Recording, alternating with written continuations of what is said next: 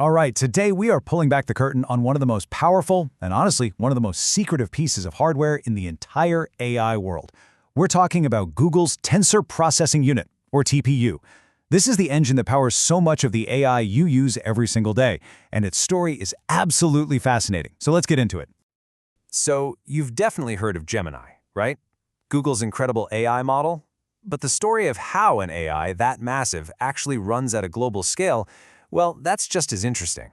And it all comes down to a custom-built secret weapon that Google has been quietly perfecting for years. We're going to break down Google's entire TPU strategy into 3 key ideas, so you really get the full picture. First, it's all about playing the long game with cost, not just chasing raw speed. Second, this isn't some little side project, it's a huge global operation. And third, and this is the big one, it's really about coexistence with NVIDIA, not trying to start a chip war. Okay, let's dive into that first point. To really understand the TPU, you have to get that Google is playing a totally different game here. Their main goal isn't just about having the fastest chip on the block, it's about being the most cost-effective at a scale that is just hard to even wrap your head around.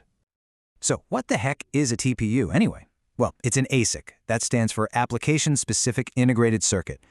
Just think of it as a chip that has been built from the ground up to do one single thing, and one thing only, with just brutal efficiency. And that one thing is the super complex matrix and tensor math that forms the very foundation of modern AI. And this slide right here gives us the perfect analogy. Think of a TPU as a custom-built factory machine. It's designed to do one job, let's say stamping out a car door, perfectly and efficiently millions and millions of times. An NVIDIA GPU? That's more like a super high-end, programmable power drill. It's incredibly versatile. It can do almost any job you throw at it, but it might not be quite as efficient for that one specific job as the custom-built machine. And this idea gets right to the heart of Google's strategy.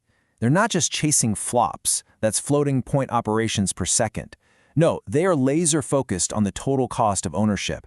You gotta remember, for the massive services they run, like search and YouTube, if they can shave off just a tiny fraction of a cent from each AI calculation, that adds up to billions of dollars in savings over time. That is the entire game. Okay, so just how powerful is this custom machine? Let's take a look under the hood at the specs for Google's newest TPU, codenamed Ironwood. And let me tell you, the numbers are absolutely staggering. First up is memory. Each one of these Ironwood chips has a whopping 192 gigabytes of high bandwidth memory. That is crucial for keeping these gigantic AI models loaded up and ready to go, so there's absolutely no time wasted fetching data from somewhere else. Next, let's talk raw power. We're looking at roughly 4,614 teraflops of peak compute power per chip. That is just an unbelievable amount of muscle, and it's all perfectly tuned for AI workloads. But here is where it gets truly mind-bending. Google can link up to 9,216 of these chips together into a single massive supercomputer they call a pod, all connected by custom optical networking. This is how they operate at a planetary scale, serving billions of people every day.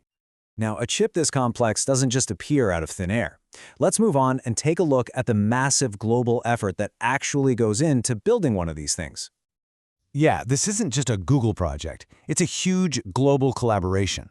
You've got giants like Broadcom and MediaTek handling parts of the design, and industry titans like TSMC and Amkor doing the manufacturing. Then you have companies like Celestica and JBill that put it all together. The point is, this is a mature, massive, scalable supply chain.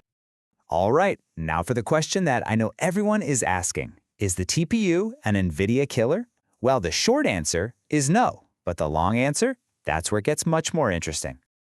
Let's just break down the key differences here. We've already talked about the positioning. A TPU is a specialized ASIC, while NVIDIA's GPU is a general-purpose GPU. The ecosystem is also absolutely critical. TPUs are really tied to Google Cloud and its own software frameworks, like JAX, while NVIDIA's CUDA platform is pretty much the industry standard, and it runs everywhere. And then there's the business model. You can't buy a TPU. You can only rent time on them through Google Cloud. NVIDIA, on the other hand, sells its chips directly, and you can find them on every single cloud platform. So, the crucial point to take away from all this is simple. It's not an either-or situation. These are 2 fundamentally different strategies that are aimed at different parts of the market. You can think of them as complementary, not just competitive. And hey, the proof is right there inside Google itself. They have a two-pronged strategy. They use their own TPUs to slash costs for their massive internal services and for certain cloud customers. But at the exact same time, Google Cloud is a huge NVIDIA customer, offering all the latest GPUs to support developers who need that flexibility and want to use the tools they already know. So what does this all mean for the future of AI and the cloud? Well, it seems to be pointing toward a new kind of standard. The future, it seems, is dual platform. To really compete at the highest level, it looks like the major cloud providers are going to need both a custom, hyper-efficient chip like the TPU for their own massive workloads and the general-purpose power of NVIDIA's platform for the broader developer community. It's all about having the right tool for the right job. And this leaves us with one last fascinating question to think about. We've seen Google's approach, and we're seeing similar moves from Amazon and Microsoft. As AI gets more and more specialized, is building your own custom chip no longer a luxury, but an absolute necessity for every major tech player to even stay in the game? We'll just have to wait and see.